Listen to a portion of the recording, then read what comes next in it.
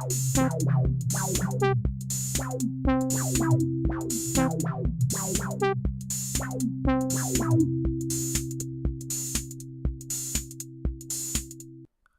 direct. Mesdames, Mesdemoiselles, Messieurs, bonsoir. Bienvenue à la 130e de En Direct. Chaque semaine, nous recevons dans En Direct une personnalité au premier plan de la politique belge. Personnalité qui sera tenue de répondre sans langue de bois à des questions parfois extrêmement dérangeantes. Ce soir, nous recevons M. Jean Mouton, président du RWC. Monsieur Mouton, bonsoir. Bonsoir à vous, bonsoir à tous nos concitoyens qui nous regardent. Commençons en douceur pour les quelques téléspectateurs qui ne vous connaissent pas encore. Peut-être serait-il intéressant que vous vous présentiez. Sans aucun problème, je m'appelle Jean Mouton et je suis président du RWC. RWC? Le rassemblement Wallonie-Congo. Qu'est-ce que le citoyen peut attendre d'une telle réunification? Vous savez, toutes les études le montrent. Actuellement, nous vivons une époque chaotique. Crise économique, fracture sociale, incompréhension nord-sud. Or, je vous ferai simplement remarquer que cette situation est apparue depuis que le Congo n'est plus rattaché à la Belgique. Avant, c'était le paradis, grâce à l'axe d'équilibre nord-sud que nous avions réussi à mettre en marche.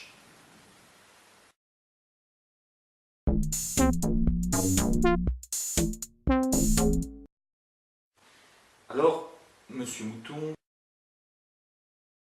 En 1955, le Congo était peuplé de 35 millions d'habitants s'exprimant en français. Ajoutez à cela les 4 millions de Wallons et vous obteniez approximativement 40 millions de francophones. En face de ce bloc, vous aviez 5 millions de néerlandophones. Afin de se sauver de cette minorité, ils ont décidé de nous saborder en abandonnant le Congo. Mais sachez que si la Flandre a abandonné le Congo, la Wallonie ne l'a jamais oublié. Le RWC, un parti fort. Historiquement très intéressant. Mais face aux enjeux dont vous nous avez parlé précédemment, à savoir fracture sociale, crise économique, qu'est-ce que le citoyen peut attendre d'une telle réunification, étant donné les difficultés économiques rencontrées à la fois par le Congo et par la Wallonie? Si ces deux nations sont pauvres, c'est parce qu'elles sont mal gérées depuis des décennies, et ce sans aucun respect de la population. Nous, au RWC, nous disons stop à cela. Ne nous moquons plus du citoyen, s'il vous plaît. Pourriez-vous, Monsieur Mouton, citer quelques exemples de cette mauvaise gestion? Le premier qui me vient en tête, vous n'êtes pas sans savoir que le Congo est un des pays les plus riches, les plus prospères en matières premières.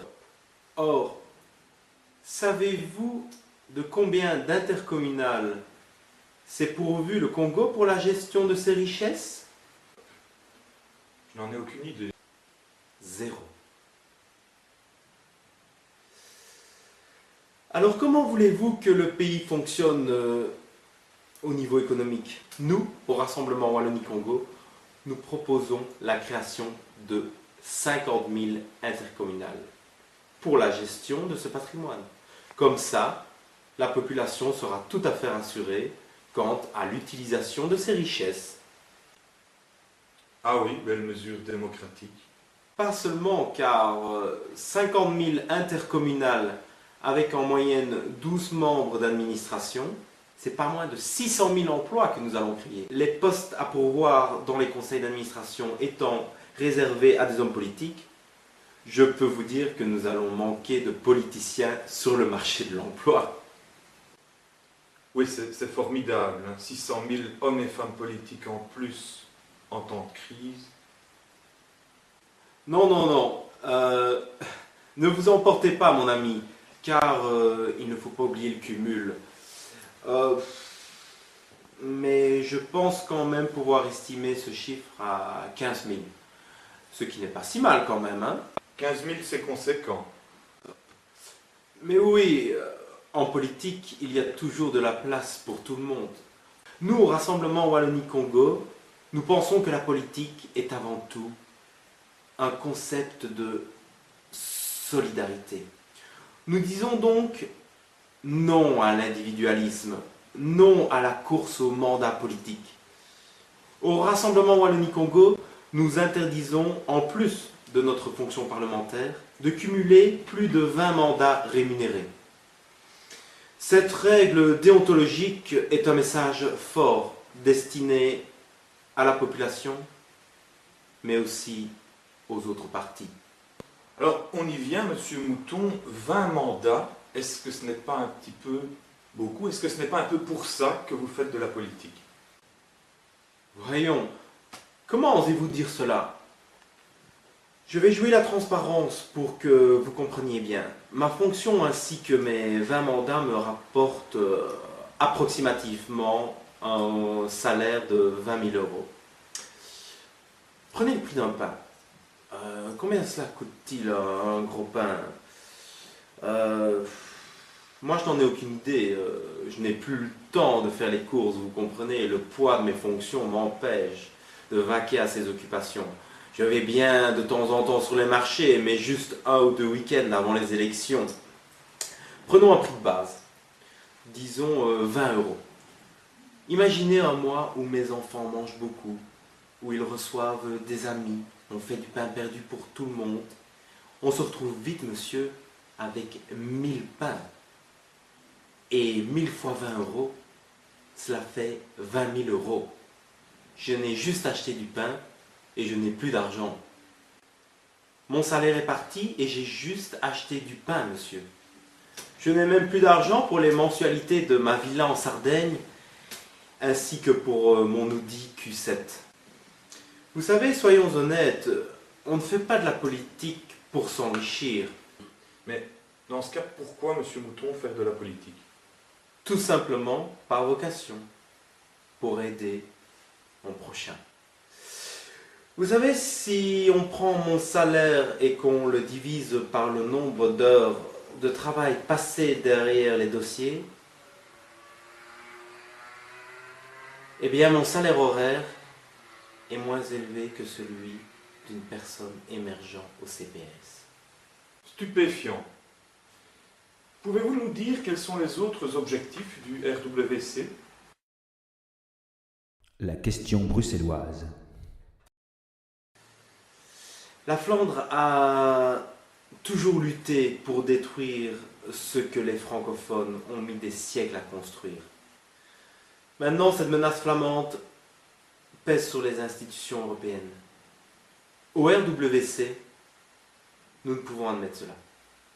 C'est pourquoi nous disons encore, laissons-leur Bruxelles et optons pour Kinshasa, capitale de l'Europe. À Kinshasa, qui n'a certes, je le concède, pas encore la carrure d'une capitale européenne, ensemble, construisons. Mettons en branle le monde de la construction wallonne. Relançons l'économie. Ensemble. Kinshasa n'étant pas en Europe, ça me semble assez difficile d'en faire une capitale européenne. Dans le documentaire édifiant 2012, il apparaît clairement que la plaque congolaise va s'inclure dans la plaque européenne sans aucune autre alternative. Les scientifiques sont formels. Quels seront, Monsieur Mouton, les premiers ouvrages que vous pensez importants pour que Kinshasa s'engage sur le chemin d'une capitale européenne? Permettez-moi d'utiliser plutôt que chemin le terme de rail. Il me semble primordial de munir la future capitale européenne d'une gare à hauteur de son ambition. J'ai des contacts avec un architecte hispano-liechtensteinois et qui, pour la modique somme de 700 millions d'euros, peut nous faire quelque chose d'audacieux à la hauteur des espérances d'une nation. Et notez qu'en plus, on n'a pas besoin de chauffer les bâtiments à Kinshasa. Écologiquement, c'est un geste très fort. Ambitieux, Un parti démocratique, novateur, aux idées révolutionnaires.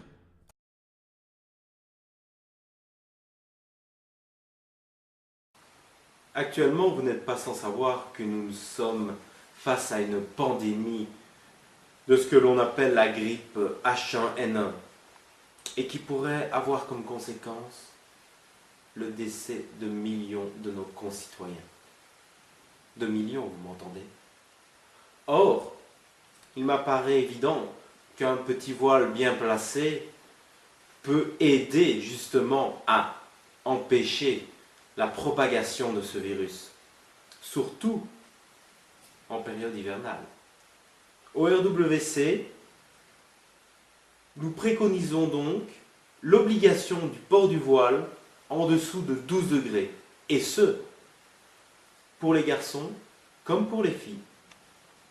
Mais attention, pas n'importe quel foulard, celui homologué par la communauté française.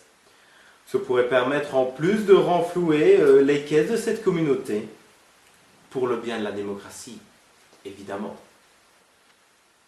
à combien estimez-vous la fabrication de ce foulard? Il faut évidemment qu'il soit accessible à tous.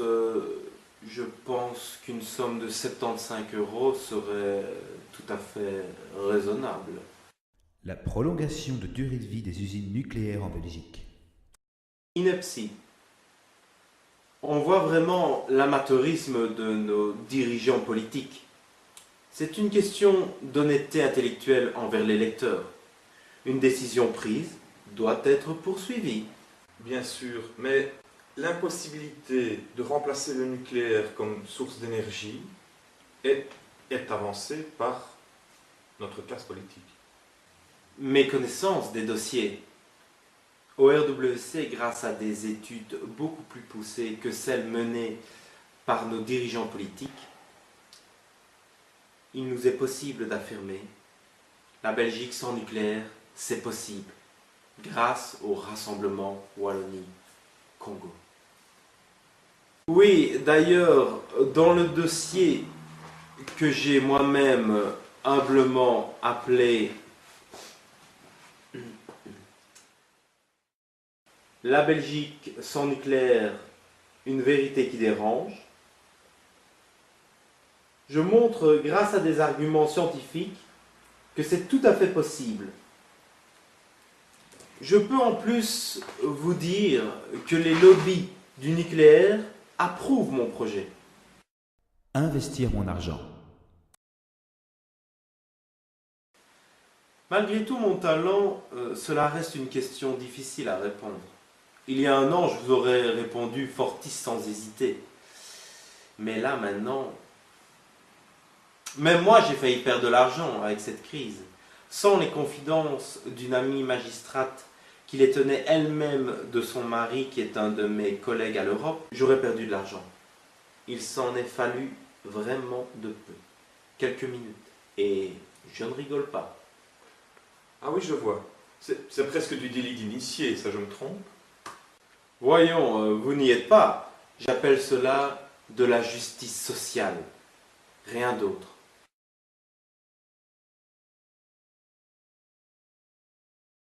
Avec le rassemblement Wallonie-Congo, ça va aller mieux. Même les journalistes éthiques TPS votent pour lui.